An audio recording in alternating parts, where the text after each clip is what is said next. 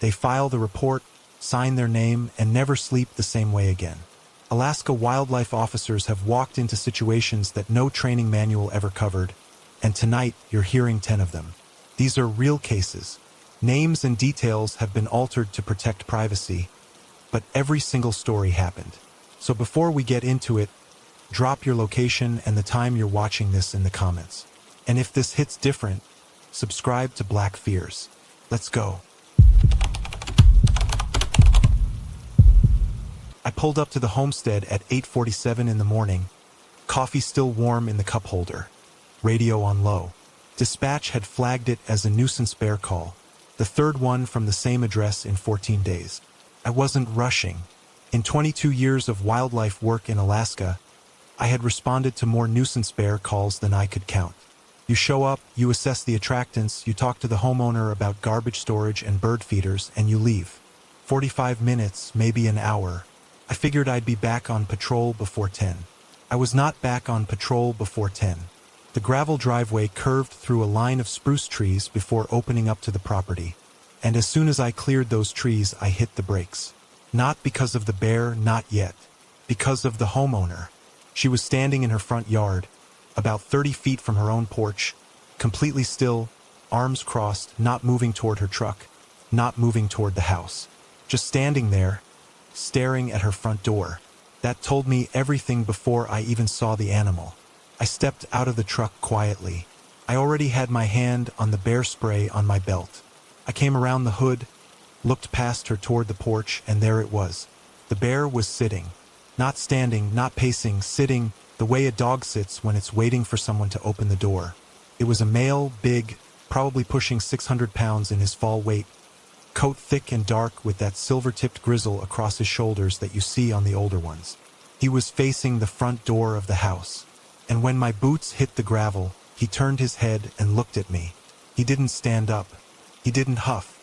He didn't pop his jaw or lay his ears back. He just looked at me the way you look at someone walking through a parking lot. Mild acknowledgement, zero concern, and then he turned back toward the door. I've been charged by bears. I've been bluff charged. I've been contacted. I've had a sow come out of brush so fast I didn't have time to think. In every single one of those situations, the bear was communicating something. Fear, aggression, a warning. This bear wasn't communicating anything. He just didn't care that I was there, and somehow that was worse than anything else I had ever encountered on this job. I moved slowly toward the homeowner and kept my voice low. She told me his name was Charlie. She hadn't named him. The neighbors had 2 summers ago when he first started showing up. She said he had been coming around since June, first for the compost pile, then for the garbage, and they had fixed both of those issues. Bear-proof containers, electric fence around the garden. They had done everything right, but Charlie kept coming back. And in the last 2 weeks, he had stopped going for the food at all. He was just showing up and sitting, sometimes near the woodpile, once by the truck. That morning, the porch. I called it in and requested backup. Then I stood there with her in the driveway and watched a 600-pound grizzly bear sit on a porch like he owned it. Now here's what I need you to understand, because this is the part that people get wrong when they hear a story like this. They think a bear that isn't aggressive is a safe bear. They think if it isn't charging, it isn't dangerous. That is exactly backward. A bear that has lost its fear of humans is the most dangerous animal I will ever encounter in this state. Not because it wants to hurt you, because it no longer registers you as something to be cautious around. You become part of the landscape. And at some point, through no malice, through no warning, through nothing you did, you will step between that animal and something it wants, and it will remove you the way it removes any other obstacle. Quickly and without hesitation. Charlie wasn't aggressive. Charlie was catastrophically comfortable. And that comfort was a death sentence. The only question was whose. Backup arrived 40 minutes later. 2 more officers, plus a wildlife biologist who happened to be in the area on a separate survey. We spent the next 2 hours attempting every non-lethal deterrent in the protocol. Cracker shells, he flinched, looked at us, went back to sitting. Rubber slugs, he moved about 20 feet, stopped, sat down again. We got an air horn within 30 feet of him, and he turned his head at the sound the way you turn your head when you hear something mildly interesting on television. Nothing worked. Not because he was defiant, because he genuinely was not afraid. Whatever association bears are supposed to have between humans and danger, between loud noises and the need to flee, that wiring in him was simply gone. Months of contact, months of food rewards early on, months of people probably watching him from windows and not driving him off aggressively enough. And now here we were. The biologist pulled me aside around the 3-hour mark. She didn't say much. She just looked at me and I looked at her, and we both already knew what the assessment was going to say. A bear this habituated in a residential area with this behavioral profile could not be relocated. Relocation of a fully habituated bear almost always results in the same behavior at the new site, often faster, because the animal has already learned the pattern. And you don't always get lucky with whose driveway he picks next. Sometimes it's a retired couple in their 70s. Sometimes it's a family with kids. I went back to my truck and sat for a minute. I've made hard calls on this job. I've put down animals that were injured beyond recovery. I've euthanized bears taken illegally that couldn't be rehabbed. This felt different. Charlie hadn't done anything wrong. That was the part that sat heavy. He had learned exactly what we had, through months of conditioning, taught him to learn that humans meant food, that humans weren't a threat, that this particular porch in this particular yard was a place worth returning to. We had built this, and now I was being asked to end it. I filed the authorization paperwork from the front seat of my truck. My hands were steady. That's the job. You don't get to fall apart on sight. The homeowner didn't watch. She went inside before we started, and she didn't come back out. I don't blame her. She had done everything right in the end. She had called us every time. She had made the fixes. She had kept her distance. None of that changes what it felt like to stand in her driveway and look at her face when we walked back to our trucks. Charlie went down quickly. He didn't suffer. He was sitting when it happened, same as he'd been most of the morning, turned slightly toward the tree line like he was thinking about something. In the field report I wrote that it was a clean and humane procedure, which it was. What I didn't write, what there's no checkbox for, was what the biologist said quietly as we were loading up. She said, "He would have killed someone by spring. Maybe not on purpose, but he would have." She was right. I know she was right. I've turned that over enough times to be sure of it. A bear that large, that unafraid, that close to people, it was never going to end another way. The only variable was timing. The only variable was who happened to be standing in the wrong place when Charlie decided that whatever was on the other side of an obstacle was worth the effort of moving it. I drove home that night on a route that took me past the homestead one more time. I don't know why. Professional habit, maybe, or just the kind of thing you do when a call lingers. The porch was empty. The yard was quiet. The spruce trees along the driveway were dark and still. In 22 years, I have never once second-guessed putting down an animal that needed to be put down. That's the truth. You make the call based on the assessment, the protocol, the reality in front of you, and you stand by it. But I still remember exactly how he looked when I first pulled into that driveway. 600 pounds of bear, sitting on a stranger's porch, turning his head slow and easy to look at me like I was the least interesting thing he had seen all morning. Not angry, not afraid, just there. That's the part one filed in the report and the part that didn't go in any report. The bear wasn't a monster. He was just an animal that had been shown over and over again that there was nothing in our world to be afraid of. And he believed it completely right up until the moment he shouldn't have. That call came in as a nuisance report. Routine. 45 minutes, maybe an hour. I think about it more than almost anything else I've logged in 2 decades of work. And I still don't have a name for what it was other than what I put at the top of the form. Wildlife incident, resolved. The snowmobile died at 2:14 in the afternoon, and I know that because I wrote it down the second it happened. That's the habit, you log everything, time and coordinates, because in the interior of Alaska in February, information is the difference between a bad afternoon and a body recovery in the spring thaw. Temperature was sitting at -29. I was 2 hours north of the nearest marked trail, running a routine patrol corridor across the Yukon Flats, and the engine seized without a single warning sound. One moment it was running, the next moment it wasn't, and the silence that replaced it was the kind of silence that has weight to it. I radioed my position immediately, Confirmed receipt. Estimated rescue window was 90 minutes to 2 hours, depending on who they could scramble. I had emergency supplies in the pack, fire starter, Mylar blanket, 2 days of rations, the basics. I had done wilderness survival training more times than I could count. I was not panicked. I was cold and inconvenienced, and I started running the checklist in my head, the way you do when the situation is manageable and you just need to work the problem. I had been working the problem for about 20 minutes when I saw the first wolf. It was on the ridgeline to my northeast, maybe 400 yards out, just standing there against the white. In flat open tundra with no trees and visibility for miles in every direction, you see things clearly and from a distance, which should feel reassuring. It did not feel reassuring, because I had been watching that ridgeline since I stopped and nothing had been on it. And now something was. I glassed it with my binoculars. Gray, large, adult. It was looking in my direction. I logged it. One wolf, northeastern ridgeline, approximately 400 yards. I went back to working on the snowmobile, knowing it wasn't going to start but doing the work anyway because staying busy keeps the cold from getting into your head. When I looked up 3 minutes later, there were 3.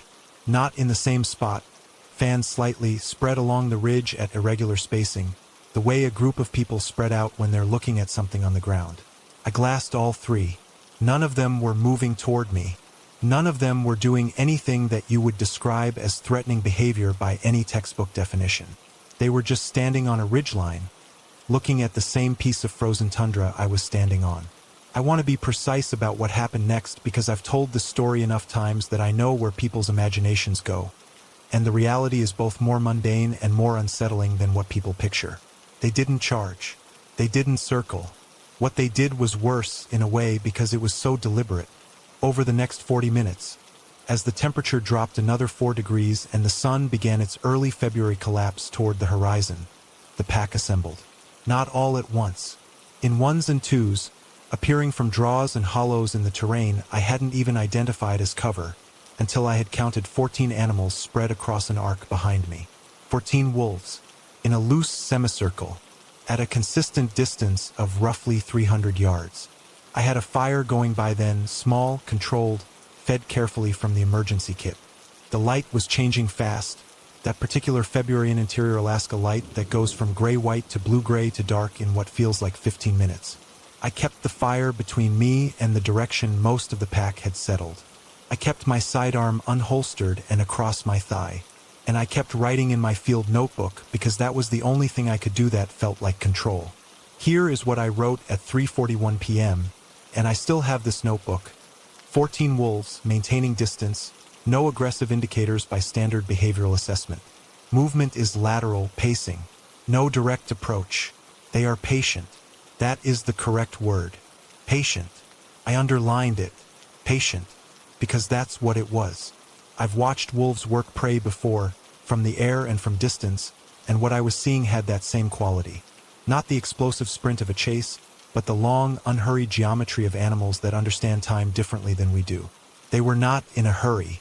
The fire would go out eventually. The temperature would keep dropping. Whatever calculation they were running, it was being run on a longer timeline than mine. I radioed an update at 4 p.m., told them about the wolves. The response was measured: stay near the fire, maintain visual, do not run, do not make direct eye contact with the lead animals. Standard protocol. I knew all of it already. Knowing protocol and sitting alone on a frozen lake bed in the dark with 14 wolves pacing the edge of your firelight are two experiences that have very little to do with each other. The wind shifted around 4:20. I know the exact time because it's in the notebook. It had been blowing from the northwest, which meant it was carrying my scent away from the pack. When it shifted, it pushed directly toward them. Every single animal stopped moving. 14 wolves, mid-pace, and they all went still at the same moment like someone had cut a wire. Then the closest one, a big gray, heaviest animal in the group, likely the dominant male, took 3 steps forward. Just 3. Stopped. Tested the air again. I did not move. I did not breathe in any way that I was aware of. I watched him over the top of my notebook, and I felt something that I am going to call what it was, which is fear, not panic. Not the kind of fear that makes you do something stupid. The quiet kind. that sits behind your sternum and doesn't move. The kind that is your body telling you that this situation has edges you cannot fully see. He stood there for what my notebook says was 4 minutes. Felt like 40. Then he turned and walked back to the group and the pacing resumed. I have thought about those 4 minutes more than any other 4 minutes in 15 years of field work. I don't know what the calculation was. I don't know what he assessed and what conclusion he reached. What I know is that he made a decision, and the decision was to step back, and I was on the right side of it. The rescue team reached me at 5:38 p.m. 2 officers on a second snowmobile, tracking my coordinates, running with their headlamps cutting across the dark. I heard them before I saw them, and I will tell you honestly that the sound of that engine was one of the finest sounds I have ever heard in my life. The wolves were still there when the team arrived. I pointed them out. One of the officers glassed them and said something that I will not repeat here because it wasn't professional, but it was accurate. The pack held its position for another few minutes as we worked to tow the dead machine, and then, one by one, they dissolved back into the terrain. No drama. No retreating a sprint. They simply were there and then they weren't. The tundra looked exactly the same as it had before they arrived, which is the thing about wolf country, it always does. We got back to the station at 8:15 p.m. I sat down, drank the worst coffee I have ever tasted, and finished my field report. The official incident log is 3 pages. The wolf encounter takes up most of page 2.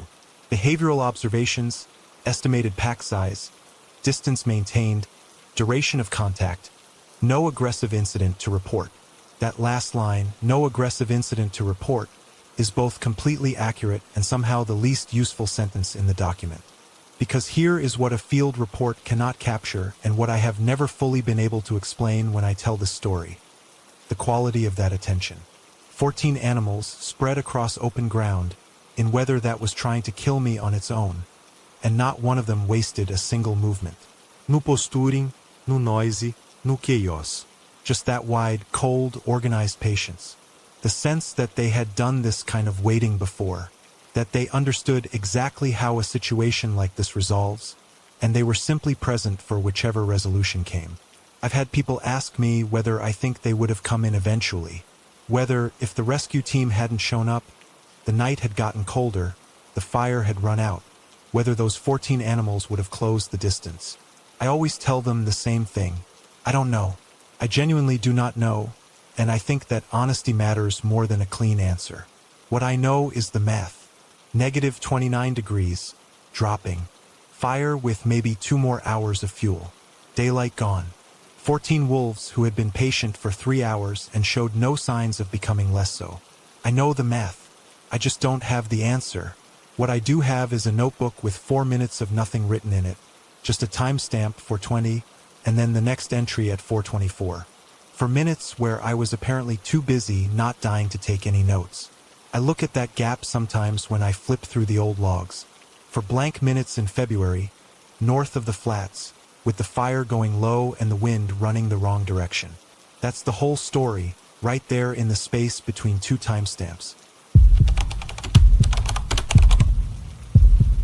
The call came in at 11:08 p.m. on a Tuesday in June, and the dispatcher delivered it with the specific kind of voice that people use when they are trying very hard to be professional and not quite succeeding. She said, and I am quoting directly from the recording that has since become something of a legend in our district office. "We have a report of a moose in a pool. The homeowner says it went through the side." I sat with that for a moment. "Through the side," I repeated. "Through the side," she confirmed. I drove to Wasilla. Now, before I tell you what I found when I got there, I want you to understand something about Alaska in June, because it matters for the full picture. It was 11 p.m. and it was completely light outside. Not dim, not dusk light. Full, bright, summer in Alaska light. The kind that confuses your body clock and makes the whole world feel slightly unreal at the edges. I mention this because everything that happened over the next 3 hours would have been strange enough in daylight. In the flat, even timeless light of an Alaskan midnight sun, it took on a quality that I still have difficulty describing accurately in official language. I turned onto the residential street and I could already see the situation from 2 blocks away. There were people on the sidewalk. Not 1 or 2. I counted 11 people on the sidewalk before I even parked, standing in a loose cluster, some of them with phones raised, all of them looking at one specific house. The house had an above-ground swimming pool in the backyard, which I could see over the fence line from the street, and the pool was currently making sounds that above-ground swimming pools are not designed to make. I parked the truck. I got out. I walked to the fence. I have a policy developed over many years in this work of not reacting visibly to things in the field regardless of what those things are. Maintain composure, assess the situation, respond with appropriate professionalism. I have held to that policy through bear charges, wolf packs, and more illegal kill sites than I care to count. I want to be transparent with you. I came very close to losing it at that fence. The moose was standing chest-deep in what had been a 12-foot above-ground swimming pool. The side panel fiberglass, the blue and white kind you see in every hardware store, had given way entirely, and roughly 400 gallons of pool water had already escaped across the backyard in a slowly advancing wave that had taken out a lawn chair, a small herb garden, and what appeared to be a welcome mat shaped like a sunflower. The moose, which was a bull and weighed somewhere in the range of 900 pounds, was standing in the remaining water with an expression that I can only describe as profound personal embarrassment. His ears were back. His head was low. He was making periodic attempts to lift one front leg over the collapsed section of pool wall, failing, and then going still again. He had been in there, according to the homeowner, for approximately 45 minutes. The homeowner was standing on her back deck in a bathrobe and rain boots, holding a mug of something, watching the moose with the quiet resignation of a person who has already gone through every possible emotional stage and arrived at simple exhaustion. She was not upset in the way people usually are when they call wildlife services. She had passed upset somewhere around the 40-minute mark.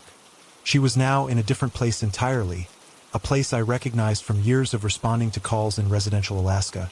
That particular stillness that people reach when the situation has become so far outside any reasonable expectation that the only available response is to just stand there and drink your tea.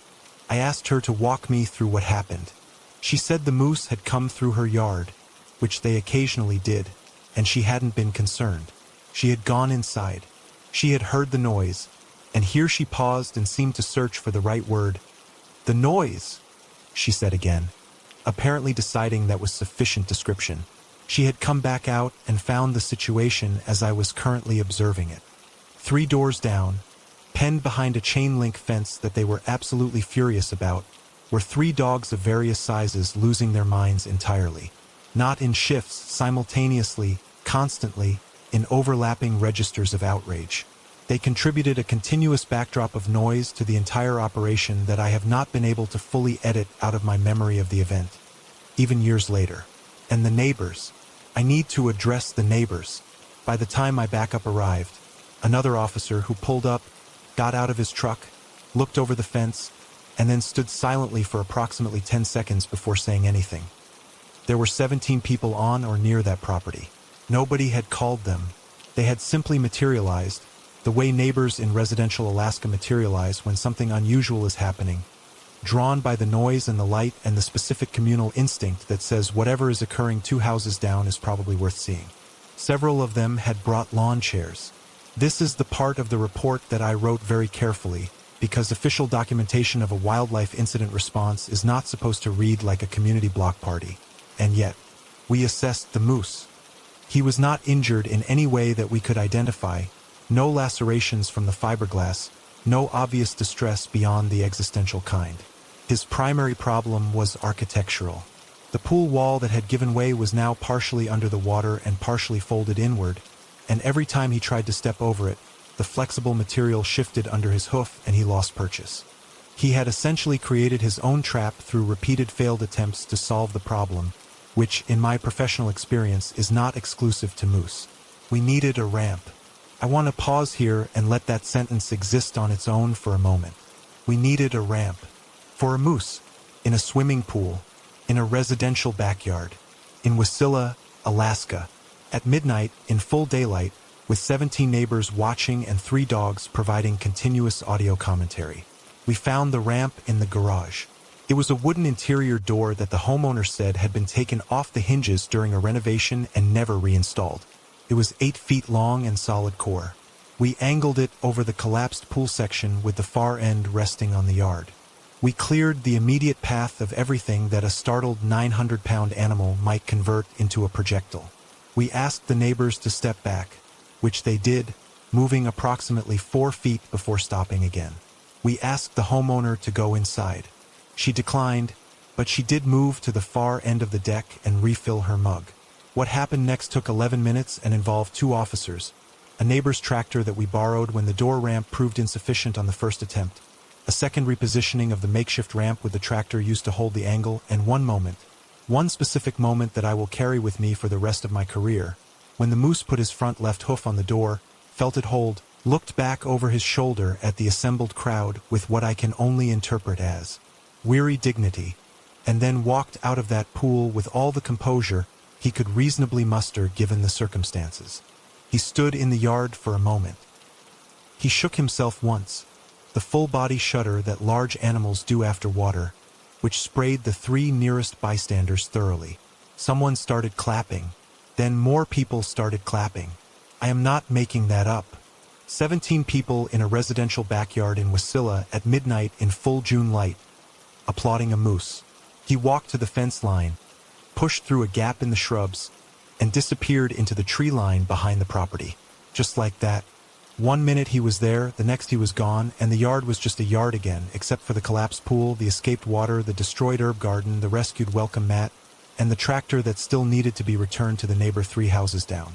I sat in my truck for a while after I finished the paperwork. I don't usually do that on calls.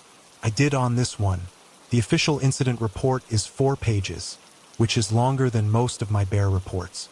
It has a section for property damage assessment, pool, 1 above ground, fiberglass, total loss, and a section for animal condition at time of departure, healthy, ambulatory, no intervention required, and a section for public safety, which I filled in by noting that the responding officers maintained perimeter control throughout, which is technically accurate if you define perimeter control generously. What the report does not have is a section for the expression on that moose's face when he looked back over his shoulder before walking up the ramp. There's no checkbox for that. There's no field in the database where I can log the specific quality of dignity that a 900-pound animal manages to maintain after spending 45 minutes trapped in a suburban swimming pool while 11 people watch and 3 dogs editorialize. I've been doing this work for a long time. I have seen things in this state that would rearrange the average person's understanding of what the natural world is capable of. I have felt real fear in the field and real awe and real grief and most of the things that this job hands you when you're paying attention. But I'll tell you this. On the long list of calls I have responded to over the years, the ones I find myself thinking about when I can't sleep, the ones that come back in detail, unbidden, with the whole scene intact, that moose walking out of that pool and shaking himself dry in front of 17 applauding neighbors in the midnight sun is somewhere very near the top. Not because it was the strangest thing I've seen. It wasn't not even close. Because for 11 minutes in a backyard in June, the whole thing was just genuinely, completely, perfectly ridiculous. And this job doesn't give you that very often. When it does, you hold on to it. The call came through on a satellite frequency we didn't hear from often, which was the first thing that made me pay attention. Most of the ice fishing traffic out near the Woodtickshik drainage ran on standard channels, weather checks, position updates, the occasional equipment question. Satellite meant remote. Satellite meant someone was far enough out that the regular frequencies weren't reliable, and far enough out that whatever they were calling about, they had decided it was worth the battery. The voice on the other end was calm. That was the second thing that made me pay attention. In my experience, people who call in from the backcountry are either completely calm because nothing is wrong, or completely calm because something is so wrong that they have moved past the part where they sound upset.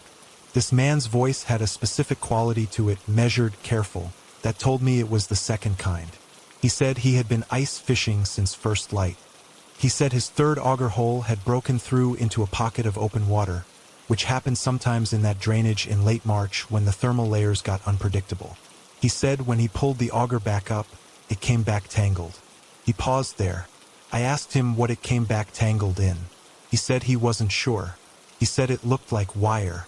He said there was also, and here he paused again, longer this time, there was also something else. I told him to stay where he was and not to touch anything further. I logged the coordinates. I pulled on my gear and started the snowmobile. It took 40 minutes to reach him across open ice. Another officer running parallel about a quarter mile to my east. The morning was flat and gray and very cold. The kind of cold that doesn't announce itself dramatically. It just settles into every gap in your clothing and weights. The lake stretched out in every direction without a single feature to break the white, and the ice fisherman's figure was a small dark mark at the center of it, standing exactly where he'd said he would be, not moving. I knew within 30 seconds of reaching him that this was not a routine call. The auger hole was surrounded by a radius of disturbed ice, refrozen in layers that told a story of repeated disturbance over time. This wasn't fresh. Looped around the auger's lower shaft was a length of coated wire, the kind used for under-ice gill netting, commercial gauge. Heavier than sport fishing would require. Much heavier. I got down on my knees and looked into the hole with my flashlight, and the beam caught the net maybe 4 feet down. Stretched between this hole and at least one other, anchored at depth and loaded. I want to be precise about what loaded means in this context because the word matters. The net was not set and waiting. The net had been used. What was in it had been there long enough that the cold had done what the cold does. Preserved everything in a state of suspended, terrible stillness. Chinook salmon, at least a dozen visible from my angle, each one large enough that a single fish represented a significant illegal harvest. And each one, from what I could see at that depth, had been stripped. Stripped means the eggs had been removed and the carcass left.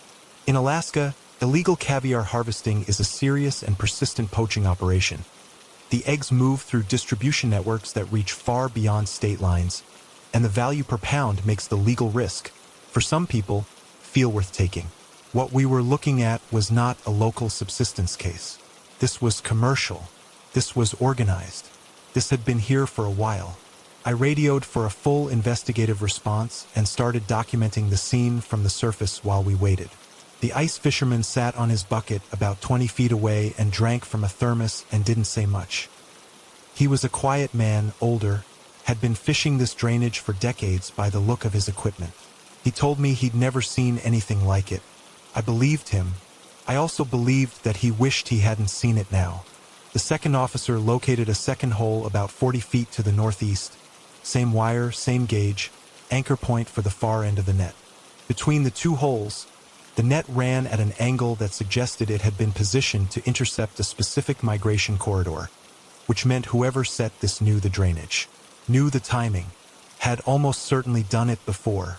We started the extraction process, working the wire up from both holes simultaneously to avoid tangling the evidence.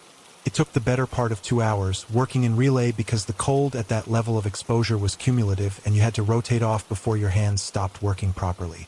We logged every fish. We photographed everything in sequence. We were methodical and we were thorough, and the case was building into something solid. And then the second officer called me over to her hole and showed me something that changed the texture of the entire afternoon. The anchor line on her end of the net, the line that had been holding the far end of the net at depth, had a second line attached to it. Not part of the original net assembly. Tied on separately with a different kind of knot using a different grade of line. Thinner, older. It ran down from the net anchor at an angle and disappeared into the dark below the ice at a depth our flashlights couldn't reach. She looked at me. I looked at the line. I looked at her. Neither of us said anything for a moment. I will tell you what ran through my mind in that moment because I think it's important for understanding what came next. In a poaching operation, it is not unusual to find secondary caches. Gear stored at depth to avoid detection during routine ice checks, equipment staged for the next run, sometimes additional product that hadn't been retrieved. A second line going deeper had a rational explanation. Several rational explanations. I ran through each one of them deliberately, methodically, the way you train yourself to do when you're standing over a hole in the ice in a remote lake 40 miles from anyone. We pulled the line. What came up on the end of it, I am not going to describe in specific detail. I will tell you that it was not fishing gear. I will tell you that it was not poaching equipment of any kind. I will tell you that it was the kind of thing that, once you have seen it, reorganizes the rest of the afternoon into before and after. The officer who was pulling when it broke the surface let go of the line and stepped back without saying a word. I stood there and looked at it for a long time. What I will also tell you is this. That item was not logged in the official case report. I made that decision. My partner agreed with it. The poaching case was fully documented, the net, the fish, the wire, the evidence of commercial harvest. And it was prosecuted, and it resulted in significant charges. All of that is public record, and I stand behind every page of that documentation.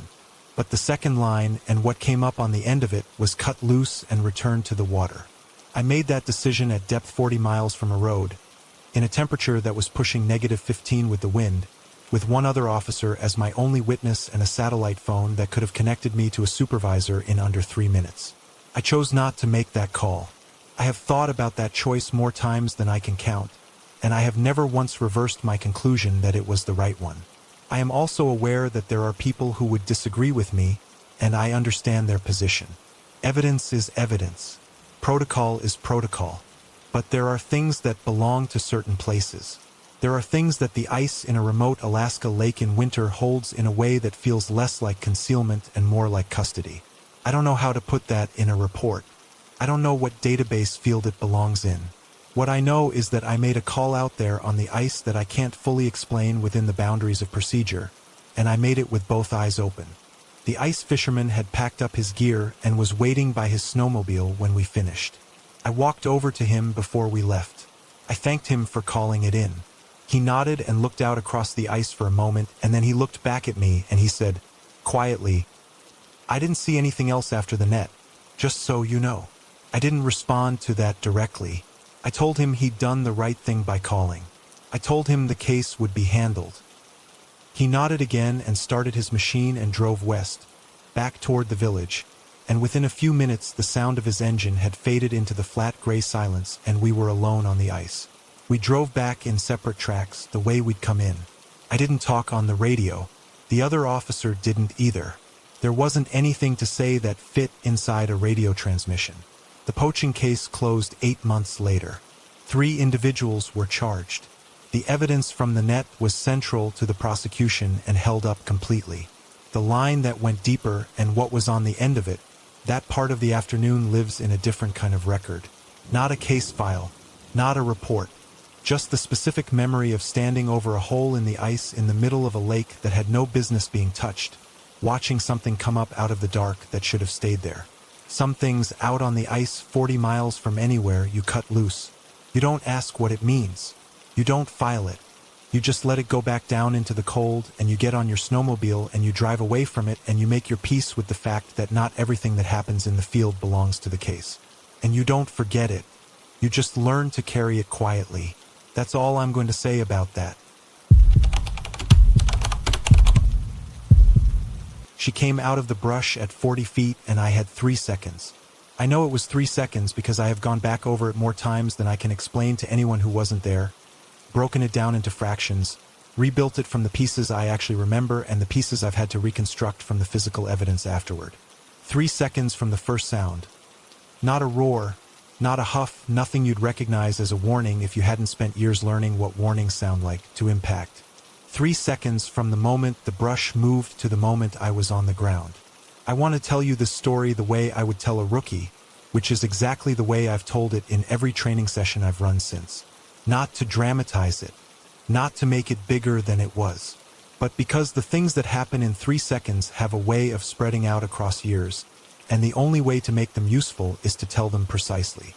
It was a Tuesday in late August. I was on a routine foot patrol in the buffer zone south of the park, checking a drainage corridor that had been flagged for elevated bear activity in the weeks before.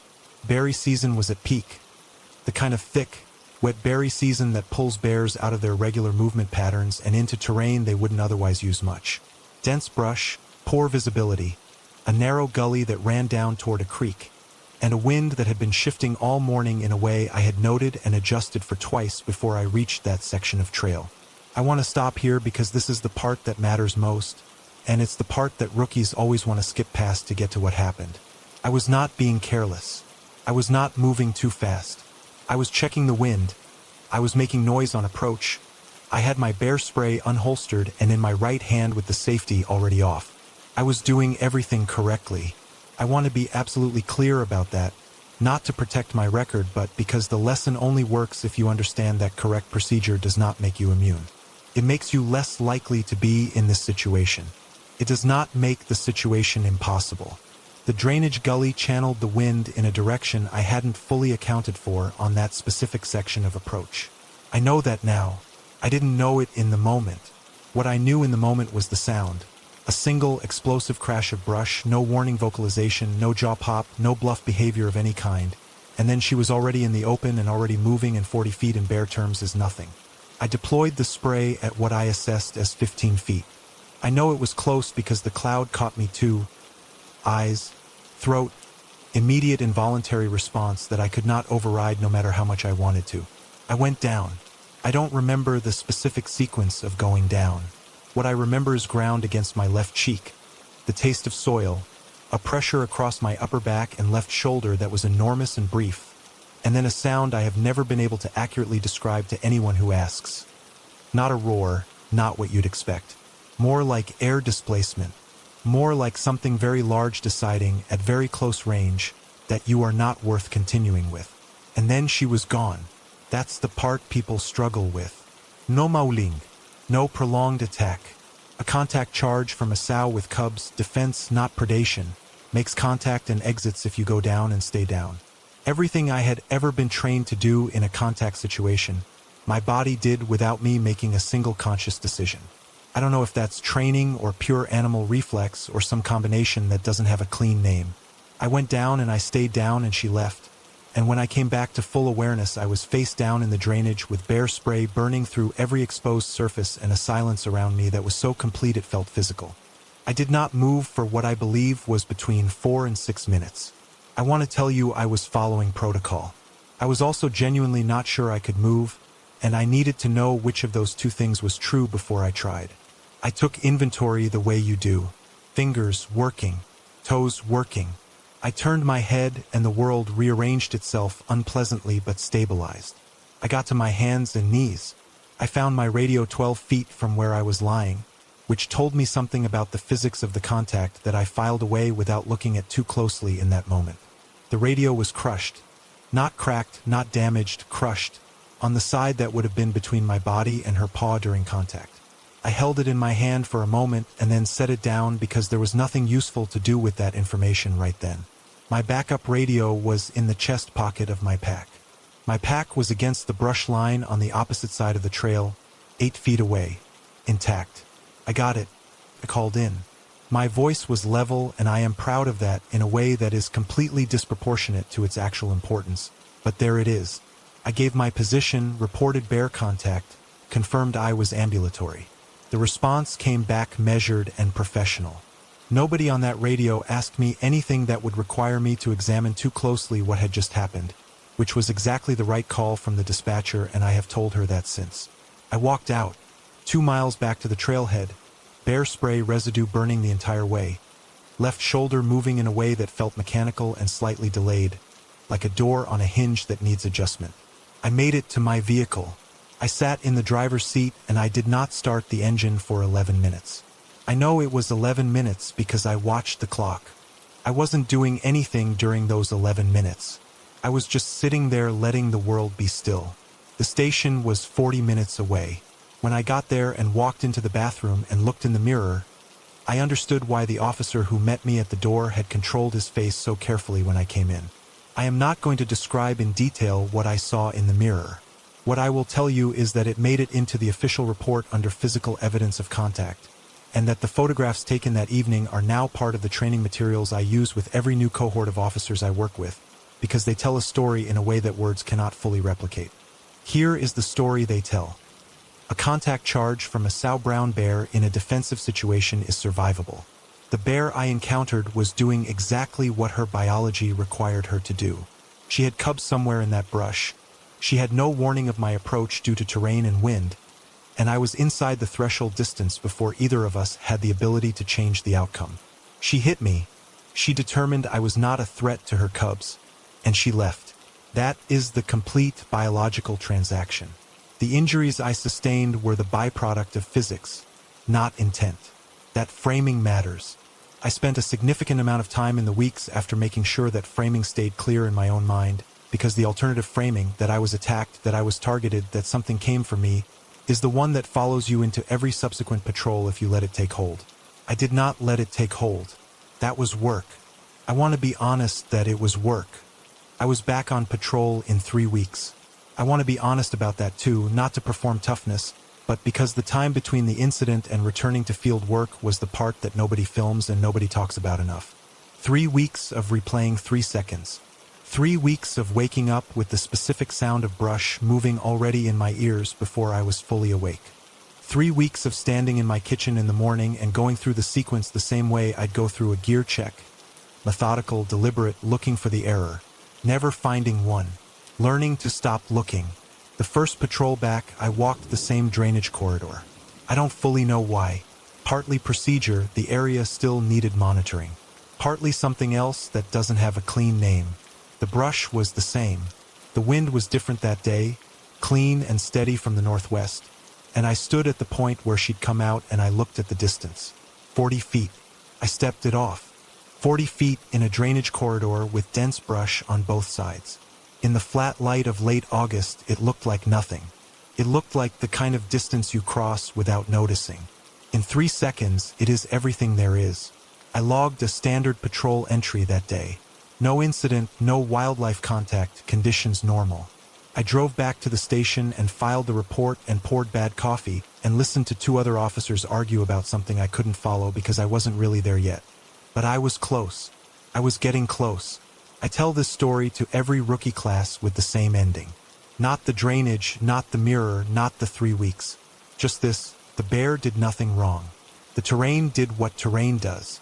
The wind shifted and the distance closed, and the outcome was the one it was. You prepare, you carry your spray, you make your noise, you read the wind as best you can. And then sometimes, in 3 seconds, all of that gets tested in a way that no training fully replicates. You just have to have done the work well enough that your body knows what to do when your mind goes somewhere else entirely. Mine did. That's why I'm the one telling this story. 6 weeks. That is how long we had been building the case before a bird destroyed it in 3 seconds.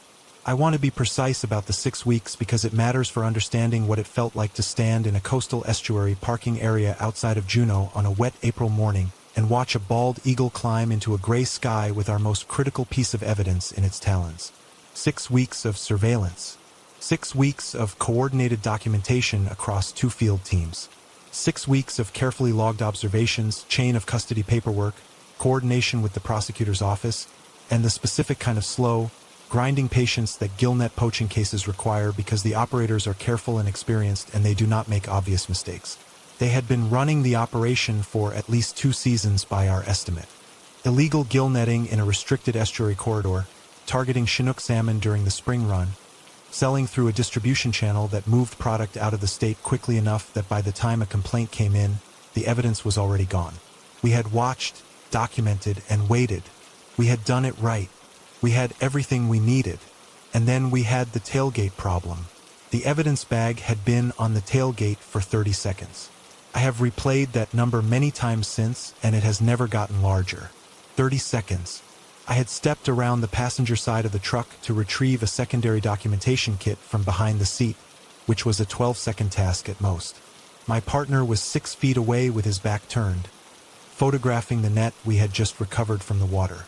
The bag was sealed, properly labeled, sitting on the flat surface of the tailgate in a location that had seemed, at the time, entirely reasonable. I came back around the truck and the bag was gone.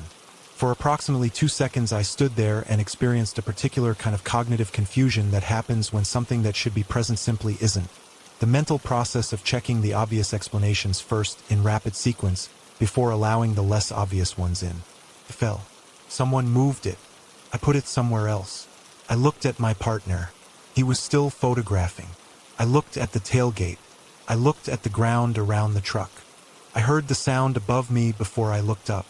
The eagle was already at maybe 30 feet of altitude and climbing. The bag was in its right to loan.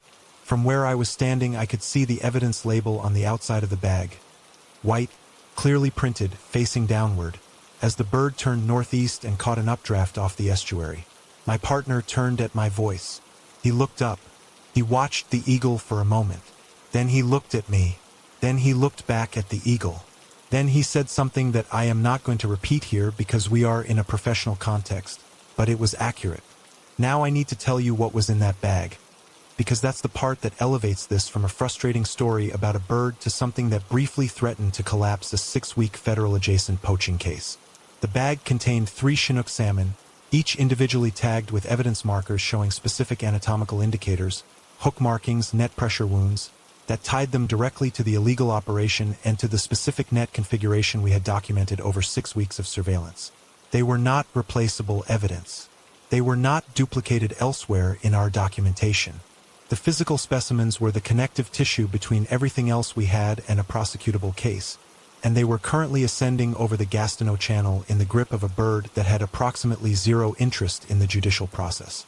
We stood there for a moment. Both of us just stood there. There is a stage of incident response that the training manuals do not cover, which is the stage where the situation is so far outside any scenario you have prepared for that your professional brain requires a brief reboot. This was that stage. It lasted maybe 4 seconds, and then we were moving. The question of what you do when a bald eagle steals your evidence does not have a clean protocol answer, which I discovered when I got on the radio to report it. The dispatcher's response contained a pause that told me everything I needed to know about how often this particular scenario had come up before. She asked me to repeat the situation. I repeated it. There was another pause. She said she would contact the supervising officer and asked if we required any immediate assistance, which was a reasonable question that I did not immediately know how to answer because I was still watching the eagle get smaller in the gray sky over the water. We tracked the direction of flight. We got in the truck. This is the part of the story that, when I tell it now, sounds like the beginning of something ridiculous, and I suppose it was, but it did not feel ridiculous in the moment. It felt like the only available option, which was to drive the coastal road northeast and watch the tree line and hope. My partner had binoculars on the passenger side window the entire drive. We did not talk much.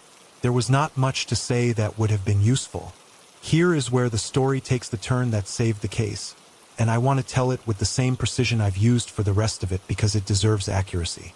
45 minutes after the eagle took the bag, we found it. Not the eagle, the bag. Approximately 2 miles northeast of our original position, in a rocky outcrop above the estuary tree line where a nest had been established for at least 2 seasons based on the accumulated structure. The bag was on the rocks below the nest, open, contents partially scattered. 2 of the 3 salmon were intact and on the rocks within a few feet of the bag. The third was not present and was not recovered, but 2 intact specimens with evidence markers and documentation was sufficient. I stood on that outcrop in the rain and I looked at the 2 remaining fish and I experienced a feeling that I still cannot categorize with any precision. It was not relief exactly. It was something more complicated than relief. The particular emotional state of a person who has just had a 6-week case nearly destroyed by a bird and then partially resurrected by that same bird's indifference to salmon it had already investigated and rejected. The eagle, for the record, was perched on a spruce about 40 feet from the nest and watching us with the specific expression that bald eagles wear at all times, one of permanent imperial judgment. It had taken our evidence, carried it 2 miles, determined it was unsatisfactory, and left it on a rock. It did not appear to feel any particular way about any of this. We photographed everything in sequence. We redocumented the recovered specimens according to chain of custody protocol, which required a detailed written explanation of the gap in custody that I was not particularly looking forward to writing. We secured the evidence properly this time, which I want to note we had believed we were doing the first time, and we drove back to the station. The chain of custody report took me longer to write than any other document in the 6-week case file. Not because the facts were complicated, but because there is no template for a bald eagle as an intervening party in an evidence custody gap. I wrote it plainly and in full detail, and I submitted it with the kind of neutral professional effect that you develop after enough years in this work, and I did not read the responses from the prosecutor's office until the following morning because I needed 1 night of distance from the whole situation first. The responses were, to their credit, professional. There was one email from the assistant prosecutor that contained a single sentence asking for clarification on one point in the chain of custody documentation, and that sentence ended with what I am fairly confident was a suppressed parenthetical, but I cannot prove that and it is not in the record. The case held. Both recovered specimens were admitted. The net documentation and the 6 weeks of surveillance carried the weight they were always supposed to carry, and the prosecution moved forward. 2 individuals were charged. One pleaded. The other went to trial and was convicted. At no point during any of the legal proceedings did the Eagle become a named party. I want to be clear about that. Whatever it cost us in paperwork and in the specific experience of standing in an estuary parking lot watching our evidence bag disappear into an Alaskan sky, the bird was, from a purely legal standpoint, a non-factor by the end. From every other standpoint, it was the defining event of that investigation. Not the 6 weeks of work. Not the net recovery. Not the coordination with the prosecutor. The 30 seconds on the tailgate and what came after is the version of that case that exists in my memory, and in the memory of every officer who was there, and in the version that gets told in the Juneau Field office when someone needs a story that is technically a disaster, but also, if you wait long enough and the case closes right, something else. I don't tell it as a funny story. That's not quite what it is. It's a story about 6 weeks of careful work being subjected to a 3-second variable that no one in the history of evidence protocol had apparently felt the need to plan for. The variable was a bald eagle. The variable acted exactly the way a bald eagle acts, with complete indifference to context, total confidence in its own judgment, and zero interest in the downstream consequences for anyone involved. I have worked in Alaska long enough to know that this is not unusual behavior for the ecosystem. The ecosystem does not know about our court dates. It does not adjust for our timelines. It takes what it wants from the tailgate and it climbs. And if you're lucky, if you drive the coastal road and you check the rocks below the nest, sometimes it leaves you just enough to finish the job. The first time I heard it, I told myself it was the wind. That is not an excuse. In the Brooks Range in January, at 3 in the morning, with the temperature sitting at 45 below and the polar dark so complete that the window above my bunk showed nothing. Not tree line, not snow, not sky, just black. The wind does things to a building that sound like other things. It finds gaps in the frame. It works at the corners. It produces sounds that have enough shape to them that your half-sleeping brain reaches for the nearest explanation, and the nearest explanation is almost always wind. So when the scratching came at the door the first time, low and irregular, lasting maybe 4 seconds and then stopping, I logged it as wind, pulled the sleeping bag higher, and went back to the edge of sleep where I'd been sitting for the past hour anyway. 45 below has a way of keeping you in that shallow layer just above full rest. You're never quite all the way under. Some part of you is always listening. The second time it came, I was more awake. Same sound, low, at the base of the door, irregular rhythm, stopping clean. Not wind. Wind doesn't stop clean. Wind builds and releases and shifts. Whatever was at the base of that door stopped the way something alive stops when it decides to stop. I got up. I pulled on my boots and my outer layer without fully standing, the way you move in a space that's small when there's another officer sleeping 6 feet away. I got my flashlight. I went to the door and I opened it. Nothing. The flashlight beam crossed empty snow, the raised platform of the station entry, the steps going down, and beyond that the dark, which was absolute in the way that only polar night in the Brooks Range is absolute. Not the dark of a cloudy night or a rural road at midnight, but a dark with physical presence, a dark that pushes back against the light instead of just receiving it. I stood in the doorway for about 30 seconds. My breath was the loudest thing in the world. I swept the flashlight in a full arc, left tree line, access path, right tree line, and found nothing. I went back inside. I noted the time. I did not fully go back to sleep. The third time I was ready. Came again at 4:17 a.m. Same place, same low register, same quality of deliberate contact rather than random sound. I was at the door in under 10 seconds, flashlight already in hand, and this time I opened it fast instead of slow. The eyes were at the tree line, maybe 40 feet out, just at the edge of where the flashlight reached. 2 points of reflected light, close together, low to the ground, catching the beam and giving nothing back except their own cold geometry. I held the light steady. The eyes held too. Neither of us moved for what I measured as approximately 20 seconds, and then they were gone. Not a movement I tracked, not a retreating shape, just gone. The tree line was empty and the dark closed back over the space where they'd been as if they had never existed. I knew what I was looking at.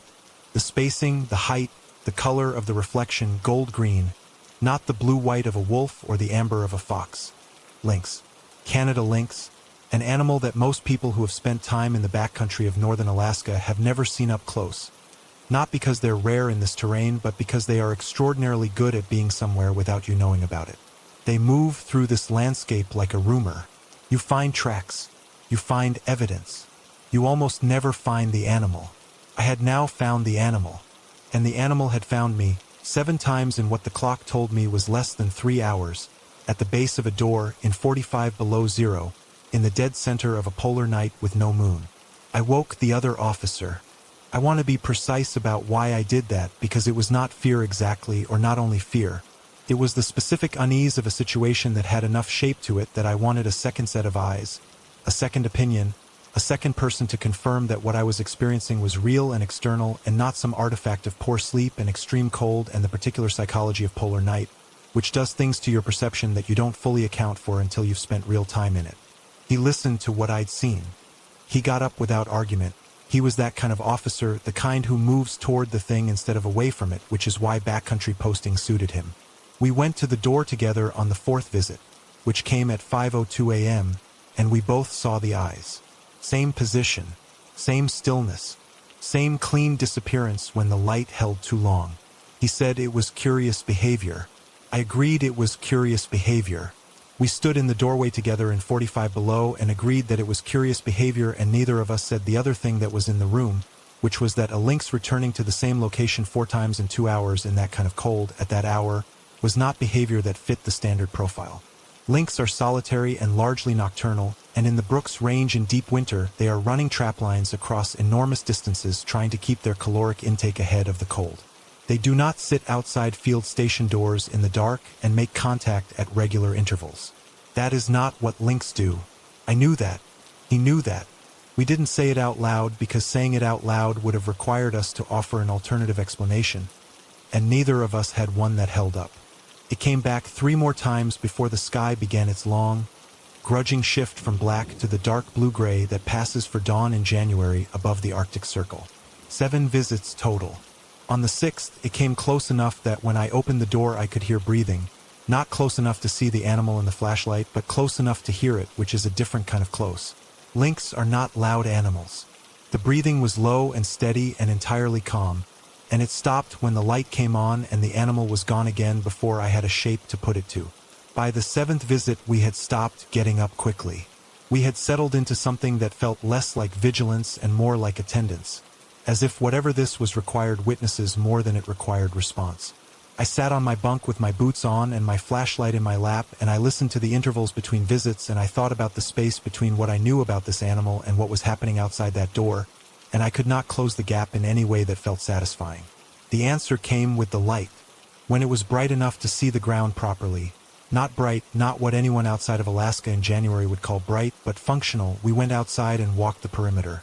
The tracks were there, circling the station in a pattern that told the whole story clearly once you could read it.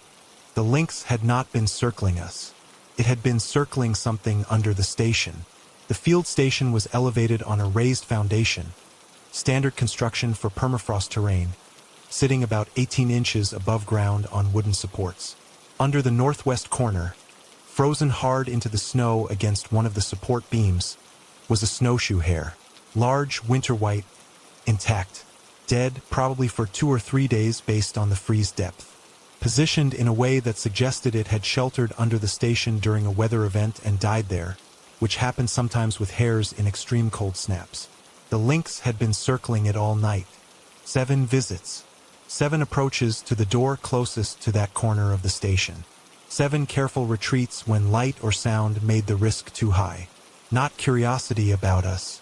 Not behavior outside its profile at all, in the end. Just a hungry animal in a brutal winter making repeated careful assessments of whether the thing under the building was worth the proximity to the 2 humans above it. We stood there in the thin January light and looked at the hare, and neither of us said anything for a while. The other officer eventually said that it made complete sense. I agreed that it made complete sense. I went back inside and I updated my field notes, which had gotten somewhat atmospheric in the small hours, and I rewrote the relevant sections in appropriately neutral language. But here is the thing about a rational explanation that arrives after a long night. It explains the facts without fully replacing the experience. I know now why the lynx came back 7 times. I understand the behavior perfectly.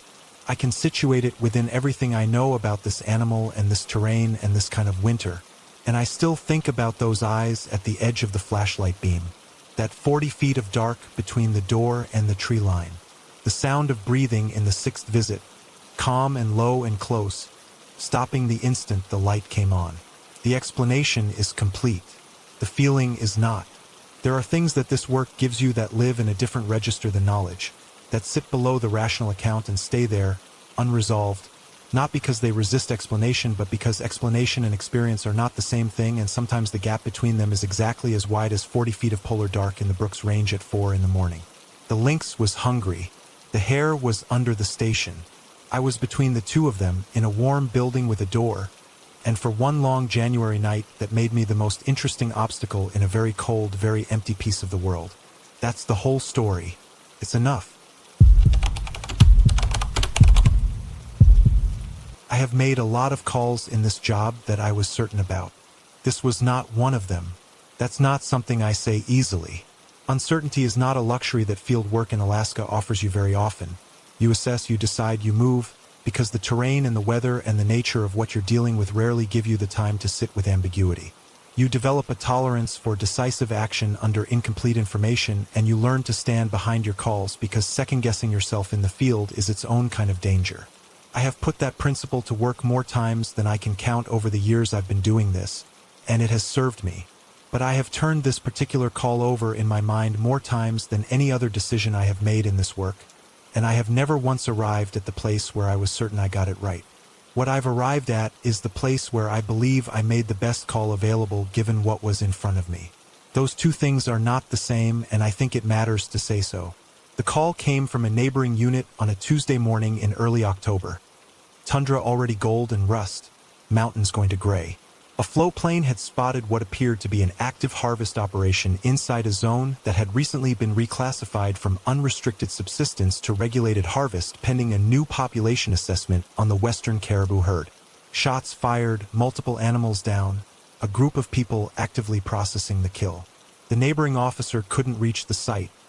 Weather closing in from the coast, ceiling too low for his aircraft.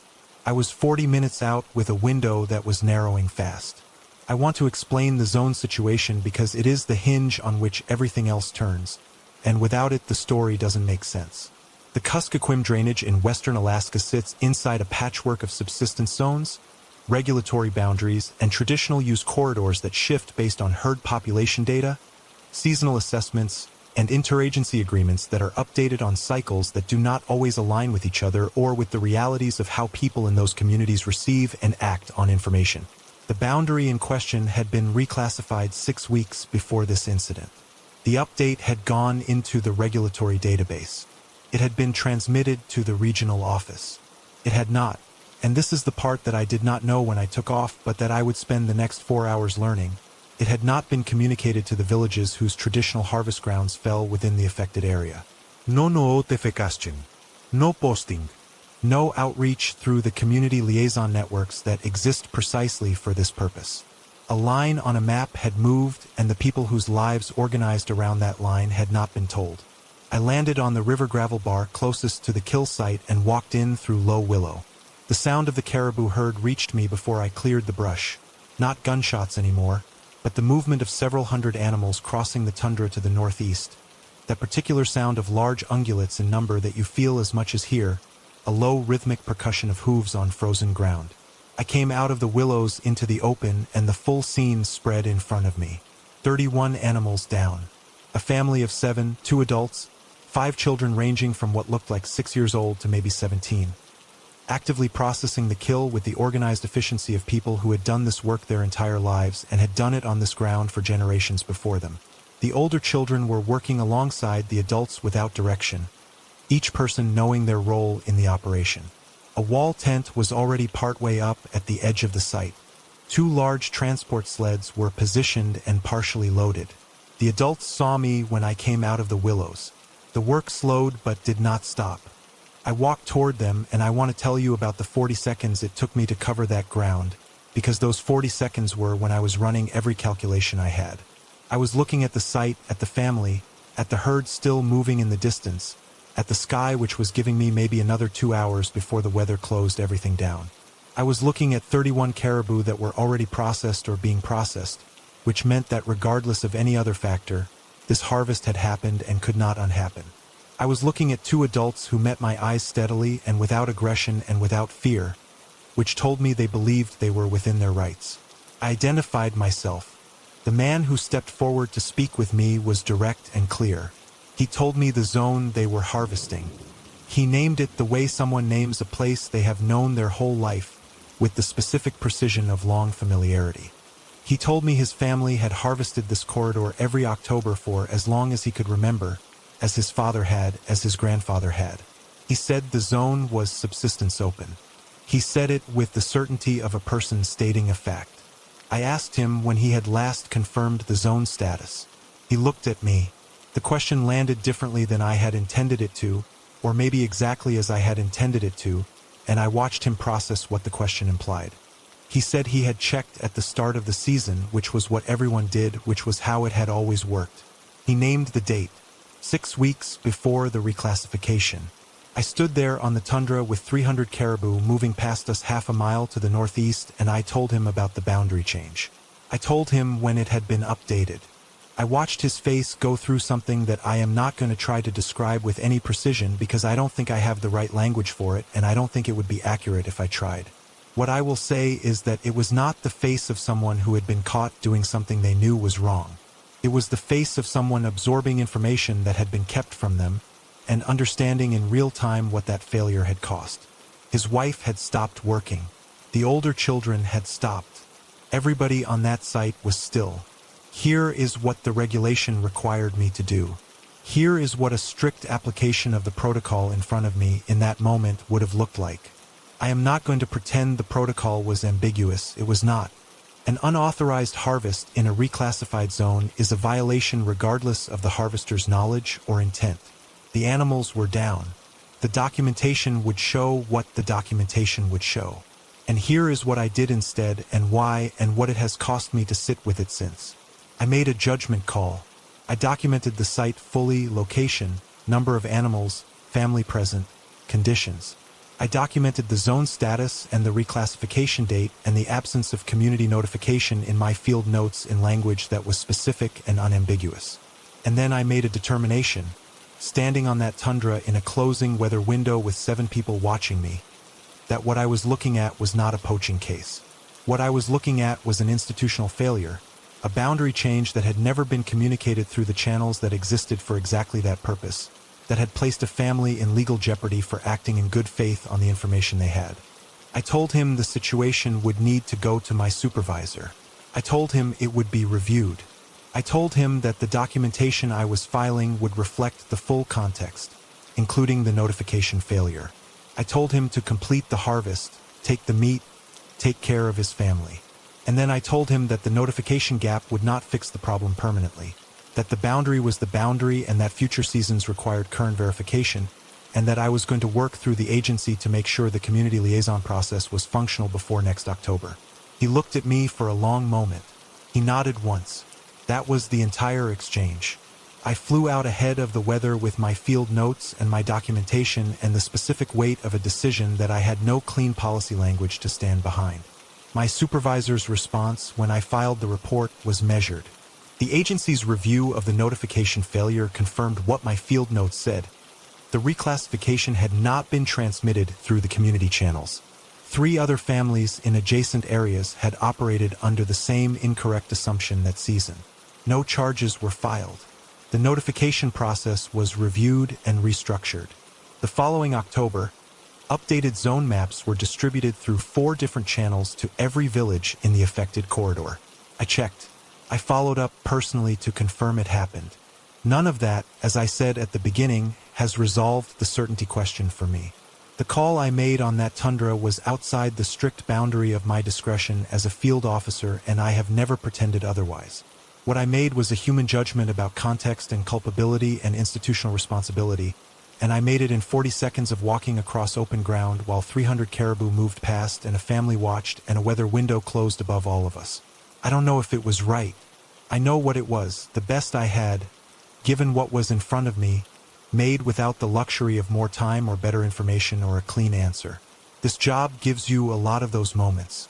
Calls where the regulation is clear and the situation underneath it is not. Where doing the thing correctly and doing the right thing are not quite the same coordinates.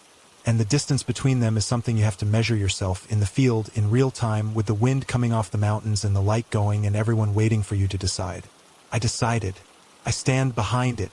I'm still not certain about it.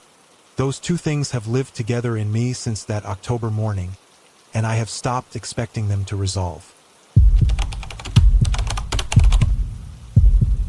I am going to tell you exactly what we observed. Nothing more than that. That is not a disclaimer. That is the only honest way I know to tell this story, because the moment you start reaching for meaning or explanation you lose the thing that makes it what it is, which is the fact that two trained field officers with a combined 31 years of wildlife work between them logged an observation they could not explain and have not been able to explain since. I am not going to dress it up. I am not going to tell you what I think it was. I am going to tell you what we saw, in the order we saw it, the way it went into the report, and the way it has sat in my memory for every year since. We had been at the baiting site for 2 hours. The cove was accessible only by water, tucked into the eastern shore of the sound behind a headland that kept it invisible from the main channel. We had reached it by patrol boat, running through fog that had been building since mid-morning. Not the thin, burning-off fog of a summer morning, but the dense, settled fog of a system moving in from the Gulf, the kind that reduces visibility to maybe 200 feet and flattens everything beyond that into a uniform gray-white. The kind of fog that makes distance unreliable. The kind that makes you check your instruments more than you check your eyes. The baiting site was established. Professionally constructed, not opportunistic, bait barrels positioned at specific sight lines, trail camera mounts on 4 trees, a ground blind built from natural material that would have taken real time and knowledge to construct correctly. Whoever had built this had done it carefully and had done it with the intent to return. We documented everything. We were thorough. We were there long enough that the fog thickened further while we worked, and by the time we pushed the boat back off the gravel and headed for the main channel, the visibility had dropped to something closer to 150 feet. We were 20 minutes out from the cove, running at reduced speed on instruments, when the other officer said something. He didn't say it urgently. That's the first thing I want to tell you about how this began, because urgency would have made it simpler. Urgency means threat response, means a known category of problem. He said it the way you say something when you're not quite sure you're seeing what you think you're seeing and you want a second opinion before you commit to it. He said quietly that there was something in the water behind us. I turned around. The fog made distance difficult to judge. What I saw was a dark shape in the water, maybe 50 yards behind the boat, at the outer edge of where the visibility allowed me to see anything with confidence. Dark, rounded, moving. My first thought was debris. A log, a deadhead, something caught in our wake. Prince William Sound is full of floating debris, particularly after weather, and a shape in fog at 50 yards resolves into whatever your brain reaches for first. I watched it for 30 seconds. It was not debris. Debris moves with the water. It bobs. It rotates. It follows the physics of something being carried. What was behind us was moving with a directionality that did not belong to an object being pushed by current or wake. It was maintaining position. Not closing on us, we were running at about 8 knots and not falling back. Just there, at a consistent distance, moving with the same vector as the boat. I told the other officer what I was seeing. He looked. He watched it for a moment. He said he thought it might be a seal. I said I thought the same thing. We both kept watching it. Here is where I need to be precise, because seals are common in the Sound and a seal following a boat is not unusual behavior. What you see from a seal following a boat is intermittent surface, dive, resurface, the rhythmic pattern of an animal moving through water the way seals move through water. What was behind us did not submerge. For the 11 miles we ran from that cove to the main harbor entrance, over the course of what my log shows was 43 minutes. The shape maintained its position at approximately 50 yards without submerging once. We slowed the boat at the 20-minute mark to test it. The shape slowed. We accelerated. The shape matched pace. We altered course twice, once to the northeast to avoid a submerged rock formation I knew was in that area, once back to our original heading, and the shape tracked both alterations. Not instantly, with a lag of maybe 5 to 8 seconds, the kind of lag that suggests something moving on its own volition and adjusting, not something being dragged by current. Neither of us said much during those 43 minutes. I want to be honest about the quality of the silence in that boat, because it was not the comfortable silence of two officers running a familiar route in bad weather. It had a different texture. We were both watching the water behind us more than we were talking, and we were both not saying the things we were thinking, which is its own kind of communication. At the 30-minute mark, I logged the observation formally. Time, position, description of the shape, behavior observed. I wrote it in the same language I use for everything, flat, specific, without interpretation. Shape present in water at approximately 50 yards. Dark coloration. Consistent depth, object does not submerge. Maintaining pace with vessel at 8 knots. Tracking course alterations. No identification made. I looked at what I had written and I left it exactly as it was. The shape was still behind us when we entered the approach to the harbor. The fog had thinned slightly in the final mile. Not cleared, but thinned enough that visibility had opened to maybe 300 feet. I turned around at the harbor entrance buoy and looked back down our approach line.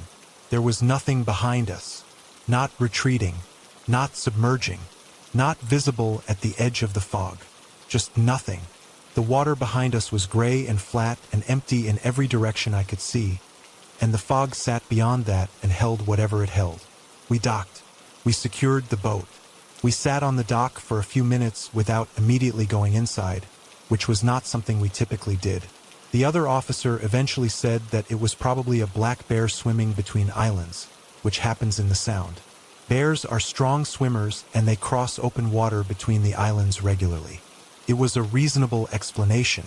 I agreed it was a reasonable explanation. We have talked about it twice since. Both times we have arrived at the same reasonable explanation.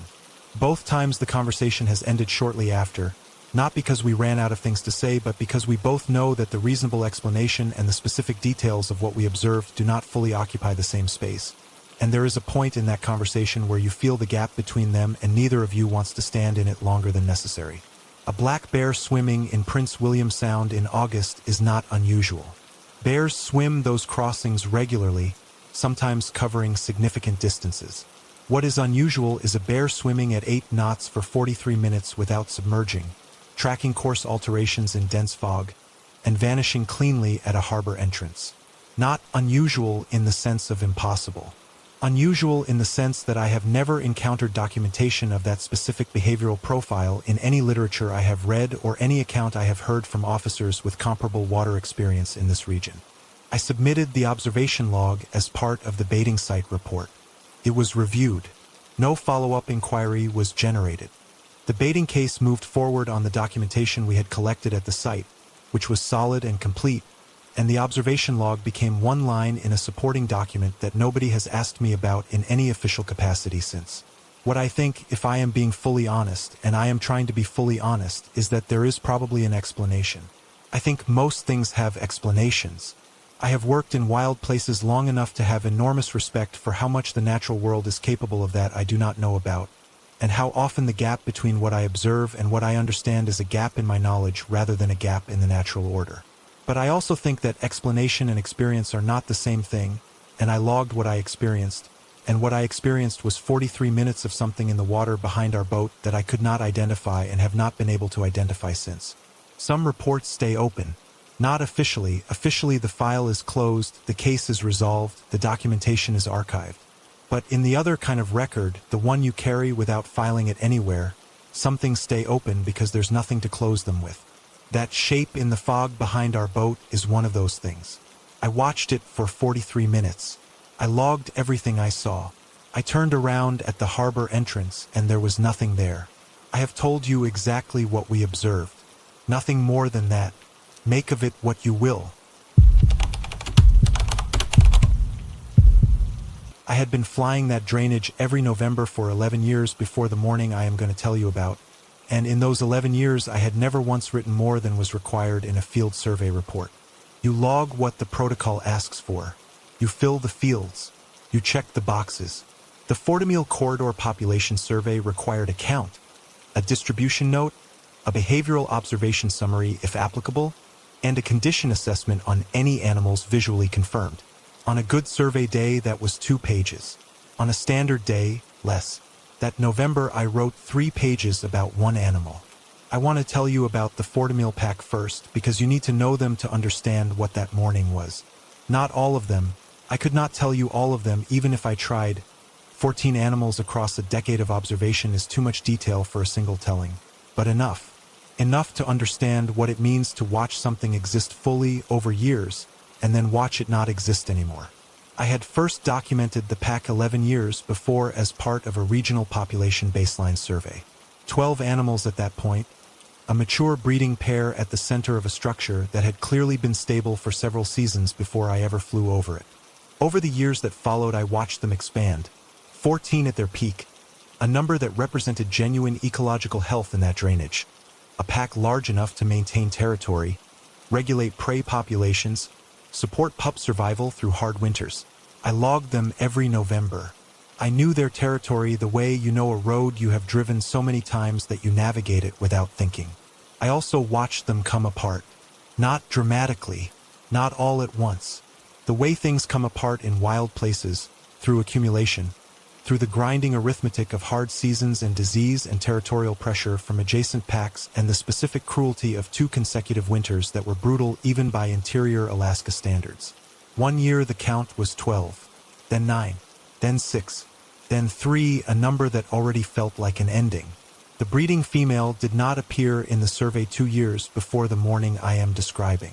I noted her absence in the log with the same flat language I used for everything and drove home and did not think about it more than was necessary. The following November there were none. 0 in every corridor, every ridge, every drainage I flew. I checked the box. I filed the report. 0 is a number. Fits in a field. So the survey I flew the morning I am going to tell you about was officially a formality. The pack was gone. The population data was complete in the sense that a concluded thing is complete. I was flying the corridor because the protocol required a final confirmation survey before the site was reclassified in the regional database, which was administrative work dressed as field work, and I knew it, and I flew it anyway because that is what the protocol required, and because 11 years of flying the same drainage in November had given it a weight that I did not particularly want to examine. I made the standard passes.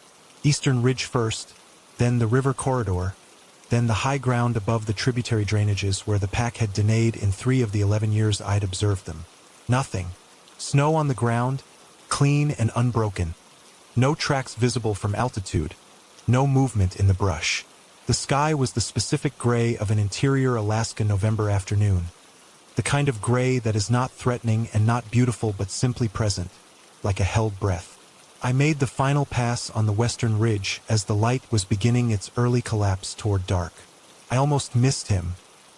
He was bedded in the snow near the ridgeline, and his coat against the snow in that flat gray light made him nearly invisible. Not the dark gray of his younger years, which I had seen enough times to recognize from altitude, but faded, the color of old ash, the color of an animal that has been a long time in hard country. I banked the plane and came around for a second pass lower, and on the second pass he stood up. He was alone. I circled twice to be certain, scanning the ridge in both directions and the drainage below, and there was nothing else moving in any direction I could see. Just him, standing in the snow on the western ridge of the Fortemille corridor, looking up at the plain with the particular stillness of an animal that has lived long enough in a territory that the sound of a specific aircraft does not frighten it anymore. He did not run. He did not move to cover. He stood in the snow and he watched the plane come around, and I watched him from the cockpit, and for a moment that I cannot give an accurate duration to, 30 seconds, a minute, I genuinely do not know. That was the complete transaction between us. An old wolf on a ridge and a man in a small plane, and 11 years of shared territory between them that neither of us had language for. I could see from altitude that he was not well. The weight was wrong. Even accounting for the distance, the movement when he had stood up had told me something. A stiffness, a deliberateness that was not the fluid economy of a healthy wolf, but the careful management of a body working harder than it should have to work to do what it had always done easily. He was old. He was alone. He was the last animal remaining in a population I had observed for 11 years, and he was standing on a ridge in November in interior Alaska, and the light was going. I made a third pass. He was still there. I made a fourth pass, and this time I came lower than survey protocol requires, lower than I would log in the official flight record, low enough that I could see him clearly. His face, his posture, the specific way he held his head as he tracked the plane. Not fear, not aggression, just attention. The pure, steady attention of an animal that is fully present in the only moment it has, which is the one it is standing in. On the fourth pass, he turned his head and looked directly at the cockpit. I know that sounds like the kind of detail that gets added to stories over time, the kind of thing that becomes more precise in the retelling than it was in the moment. I have asked myself that question enough times to be as certain as I can be about it. He turned his head and he looked at the cockpit, and I was looking back at him, and then I banked north and climbed back to survey altitude and flew the final corridor and found nothing and turned toward home. I sat in the truck in the staging area for a while before I drove. The engine was running for warmth, and I had my field notebook open on the steering wheel, and I started writing, and what came out was not the standard survey language. It was not what goes in the log fields. It was something else. Observation notes that had no official category, descriptive language that the database had no field for, the kind of writing you do when you are trying to preserve something that you know is not going to be there the next time you look. I wrote about the way he stood. I wrote about the color of his coat in that flat November light. I wrote about the movement when he rose from the snow, the stiffness in it, the way he still squared his shoulders against the ridge like an animal that had not yet decided to stop being what it was. I wrote about the drainage below him and the snow and the sky, and I wrote about 11 years of November surveys and what a pack in full health looks like from altitude and how different that looks from one animal alone on a ridge at the end of a season that had no good direction to go. 3 pages. In a truck in a staging area in fading November light. Writing by instrument panel glow. 3 pages for one animal in a survey that officially required a checkbox marked 0. The official report is 1 page. Population confirmed absent. Single-aged male observed. Western ridge. Condition consistent with terminal decline. No further survey recommended. Site reclassified in regional database as inactive. I submitted it. That is what the protocol required, and the protocol is what it is, and I do not argue with it. But those 3 pages in the notebook exist too. They are in a drawer at home, in a notebook with 11 years of Fortimil surveys, and I have not read them since I wrote them, and I do not know if I will. What I know is that I needed to write them, that night in the truck with the engine running and the light going, because there was no other place to put what I had seen. Not data, not a finding, not anything that closes a case or fills a field or contributes to a regional population model. Just an old wolf on a ridge in November, looking at a plane he had seen come over his territory for 11 years, standing in the snow on the last ridge of the last survey. Still there. The drainage was empty. The pack was gone. The checkbox said 0, and the checkbox was correct. And he was still standing on that ridge when I turned north, and I did not look back, and the gray light held him for whatever time it held him. And then the dark came in the way the dark comes in interior Alaska in November, completely and without negotiation and over everything at once. I filed the report. I closed the file. I drove home. Some things you write in the notebook, and some things you put in the system, and some things you carry without filing them anywhere, because there is no database built for them, and there never will be, and that is not a flaw in the system. That is just the distance between what can be recorded and what is real. That was the last report from the Fortimil. 10 stories, 10 officers, 10 moments that no training manual ever fully prepared them for. If this kind of content stays with you, drop your location and the time you watch this in the comments right now. And if you made it all the way to this wolf on this ridge, you already know what Black Fears is about. Subscribe. There is more waiting.